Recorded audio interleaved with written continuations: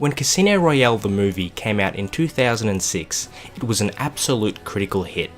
Not only being one of the best James Bond films to date, but what's probably one of, if not the best franchise reboot of all time. While I could sing the praises of Casino Royale all day, we're here to talk about the Bond games, and yes, in fact, there was a game released to coincide with the movie. A mobile phone game. Developed by Glue Mobile, and published by Sony Online Entertainment, Casino Royale was a side-scrolling action platformer. More fleshed out than previous 007 mobile games, Bond could either use his fists or his firearms to take out enemies, but for the more reserved player, a stealthy approach could be taken. Locks would have to be picked, as well as bombs defused to make it through each level. Light RPG elements were also present, as between missions you could improve Bond's shooting, brawling, armour, or stealth ability with skill points. A simple, but decent enough mobile game. In 2008, Glue developed a sequel which was based on the movie sequel, Quantum of Solace, and it was once again published by Sony. Gameplay was near identical to its predecessor, just with levels based on Quantum of Solace movie scenes, obviously. Slightly earlier in 2008, Sony developed and released another mobile phone 007 game, James Bond Top Agent, and it tackled a genre that Bond had never been seen in before. It was a fighting game. Well, maybe not a traditional fighting game, it was turn-based and had RPG elements, so think less Street Fighter, more Pokemon. You create your own custom secret agent and battle henchmen, villains, and even other players. Your character grew more powerful as you collected weapons and experience points, and to suit your playstyle, you could either specialise in brawling, gunsmanship, or gadgetry. This was also the first Bond game to feature DLC, as content packs with characters and settings from Goldfinger and Die Another Day could be downloaded. Although this game was initially only able to be played on mobile phones running Java, an iOS port was released in 2009 for iPhones and iPod Touches. After this port of Top Agent, we wouldn't see another 007 mobile game for 6 years. Now that the smaller, more obscure Bond games of the middle to late noughties have been covered, let's get into the bigger and more well-known titles. In 2006, EA abandoned the Bond game license, with Activision picking it up shortly after. Their first big 007 game published was Quantum of Solace. Again, like the mobile game, it was based on the film of the same name and released in 2008 around the same time. Treyarch were put to work on development, and it was released for the Xbox 360 and PlayStation 3, with a PC and Wii port handled by Beenox. Even though the game is called Quantum of Solace, only about half of it is based on Quantum. It starts right at the end of Casino Royale's story, then goes straight into Quantum's. After that, there's a flash back to the events of Casino Royale, followed by a flash forward into Quantum again. It sounds a little confusing, and it is, especially if you're not too familiar with either of the movies. In the past, there had been first-person shooter Bond games and third-person shooter Bond games, but Treyarch decided to do a little double dipping and combine both gameplay styles into Quantum. While primarily a first-person shooter, when Bond takes cover, the perspective switches to third person, giving the player a much better view of their surroundings. A few other context-sensitive moments has the camera again switching perspectives, such as meleeing an enemy or crossing a thin walkway. The only driving Bond does in the game is in cutscenes, as most missions are a combination of shooting and stealth, with a lot of QuickTime events thrown in. The game ran on the Call of Duty 4 engine, and seeing as though Treyarch had a history developing Call of Duty games, as well as developing Call of Duty World at War alongside Quantum, they feature many similar elements, like aiming down guns' iron sights and a rebounding health bar, just to name a few. The online multiplayer also took a few cues from Call of Duty, as you were able to fully customize your weapon's loadout, choosing your gun type and their attachments, as well as your explosive and what perks you wanted active. Points accumulated at the end of each round were able to be used as currency to buy new weapons and upgrades. Unfortunately, unless you were playing the Wii version, there was no offline split screen mode. Quantum of Solace received somewhat mixed reviews when it came out. The campaign was criticised for only being about 4 or 5 hours in length, but the multiplayer, although somewhat lacking personality, did offer hours of addictive gameplay. So while not an amazing start for Activision's run with the Bond license, Quantum did sell a couple million units, so it definitely wasn't a failure, at least financially. One last thing that bears mentioning is that a PlayStation 2 version of Quantum also exists, though this version was strictly third person and developed by Eurocom, the first and last Activision published Bond game for any 6th generation gaming system. And speaking of Eurocom, in 2010 at Nintendo's E3 press conference, it was announced, in a pretty cheesy way I might add, that there would be a remake of Goldeneye 007 coming exclusively to the Wii later that year, and it was being developed by Bond veterans Eurocom. If that wasn't enough, in August it was revealed that yet another Bond game was coming out later in the year, James Bond 007 Bloodstone, for the PC, PS3 and 360, so no matter what console you owned, you wouldn't miss out on Bond. On November 2, 2010, both games were released. First things first, although Goldeneye was said to be a Wii exclusive, a year later Goldeneye Reloaded was released on the PS3 and 360, which was more or less the exact same game, just remastered in high definition. Activision's way of really capitalising on the Goldeneye name, but I digress.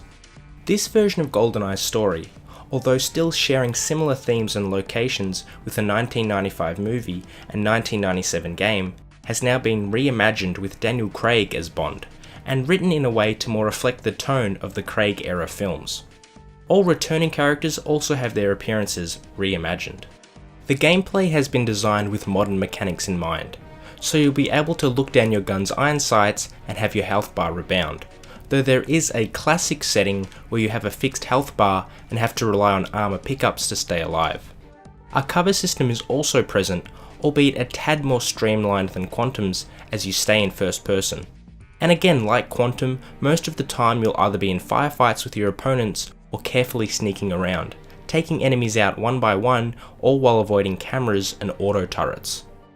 Because this is Goldeneye after all, there is of course a mission where you'll get to commandeer a tank, the only vehicle-based level.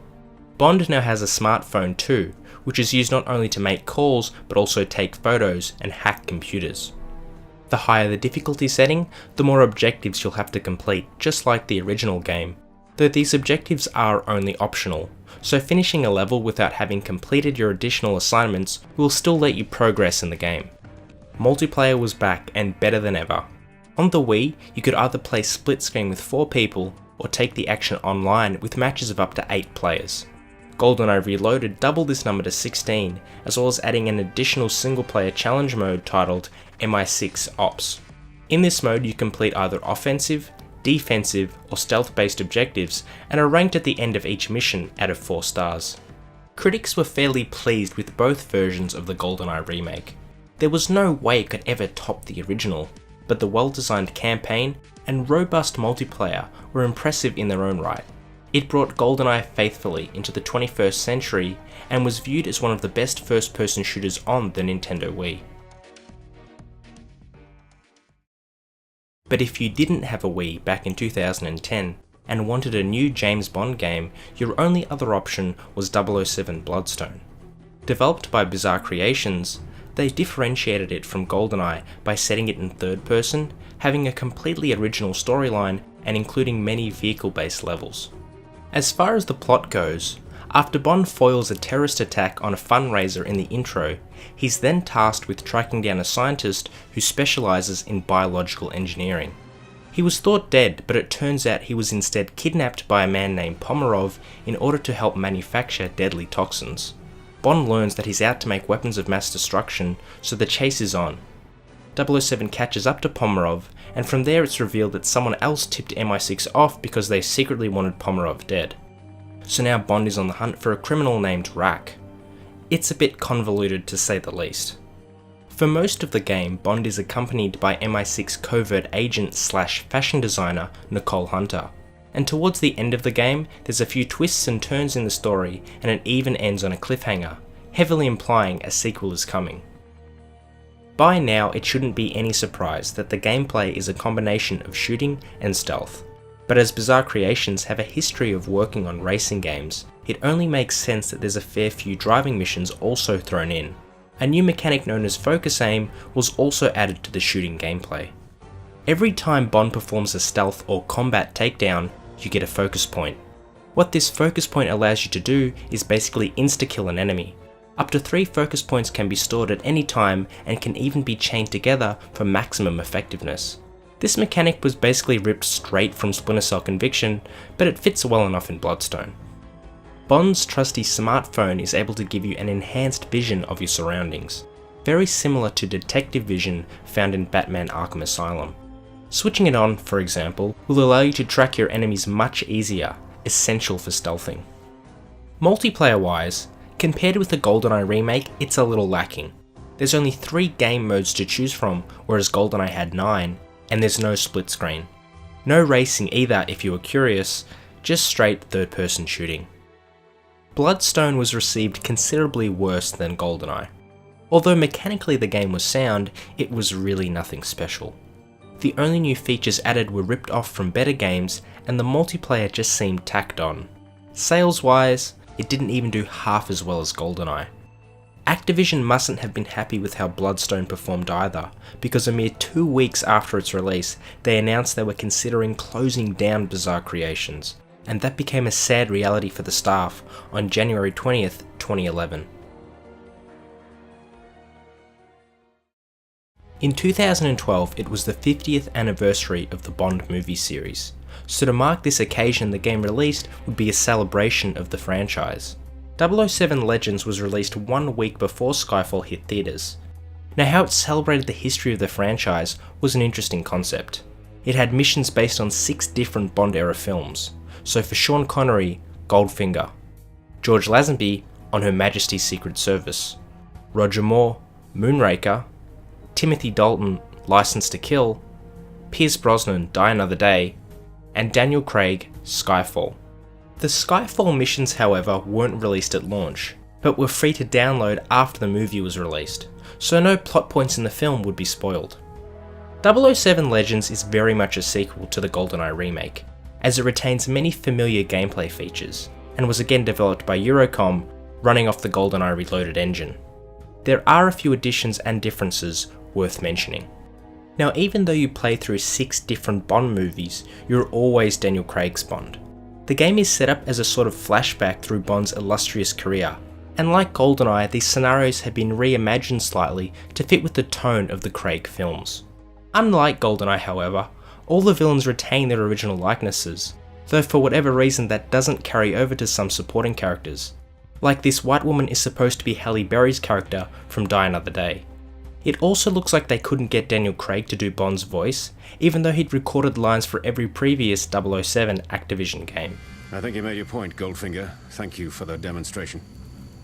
While the shooting feels near identical to GoldenEye, the stealth has been expanded. No longer will enemies' bodies disappear after you've taken them out, so if a guard sees a dead body, they'll become alert and more actively seek you out. Also, if a camera spots a corpse, the alarm is raised immediately. There's even some segments where failing to remain in complete stealth will net you a game over. Bond's smartphone makes a return, with the new ability to scan for fingerprints. A smartwatch is also in play. It has a little inbuilt radar that helps you spot enemies, as well as a laser that can short out electrical equipment. Q-Branch has even manufactured a nifty little pen, with tranquilizing, distraction, and shock darts. Completing primary, secondary, and combat-based objectives now awards you with XP during the campaign, which can at any time be spent on unlocking attachments for weaponry, upgrading gadgets, and even enhance 007's physical abilities. There's a few classic car chase scenes you'll get to drive through, and all new one-on-one melee encounters which serve as the majority of the game's boss fights. So if you've ever wanted to beat the holy hell out of Oddjob, here's your chance. The split screen and online multiplayer make a welcome return, as well as the single player challenge mode. It may seem 007 Legends is the full spy package, but that couldn't be further from the truth. Critics tore this game to shreds upon release. The graphics, outdated. The gameplay, poor man's Call of Duty. The multiplayer, noticeably unpolished. Overall, a disappointing waste of potential. It was obviously rushed to market to coincide with the 50th anniversary, and it really shows. Being absolutely ripped apart by reviews, and with most fans smart enough not to pick up this evident cash grab, sales were poor, and this was bad news for Eurocom. On December 6, 2012, they ceased operations, not 2 months after Legend's release. For a studio like Eurocom, who had been developing 007 games since 1991, it really sucked to see them go out with what's probably the worst game in the series. So that's 2 studios closed down after releasing a Bond game. Activision had officially bled the series dry. On January 4th, 2013, without explanation or warning, the PC versions of Quantum of Solace, Bloodstone, and 007 Legends were pulled from digital stores, and shortly after, this was also the case for the Xbox Live and PlayStation Network versions. That meant GoldenEye Reloaded disappeared as well. Bad luck if you ever wanted to play that Skyfallen DLC, as there's no way now to download it legally. As it turns out, the reason these games vanished was because Activision's rights to the Bond license had expired, and to this day, no other big publisher has scooped up these rights, so it could be a while before we see another big budget James Bond game at all.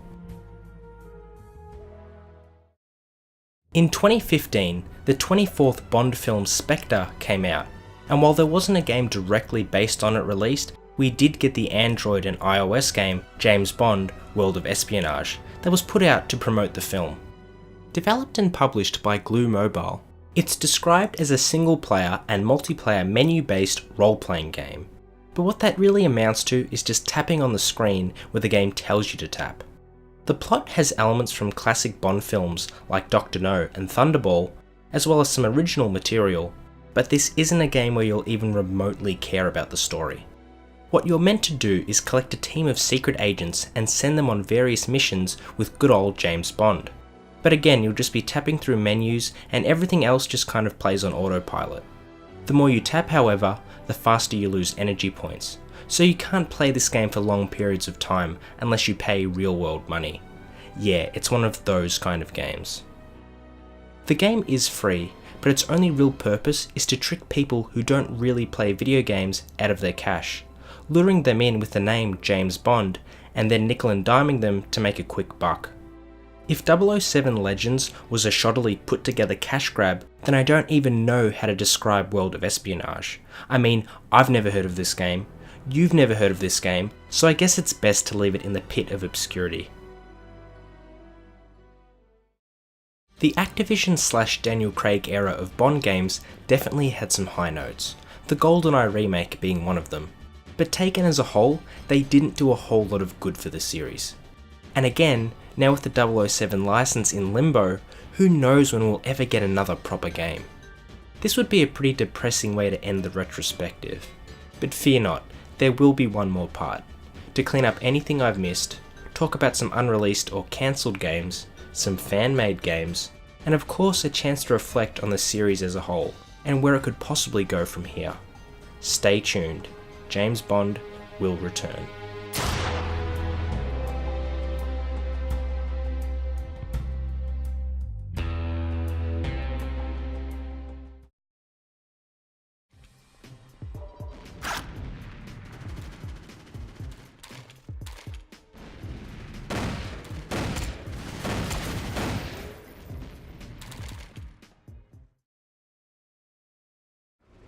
Here to study your preservation efforts. Nah, You can call the Turkish Ministry of Culture. I don't care. Nobody goes down there without a hard hat. Of course. Safety first.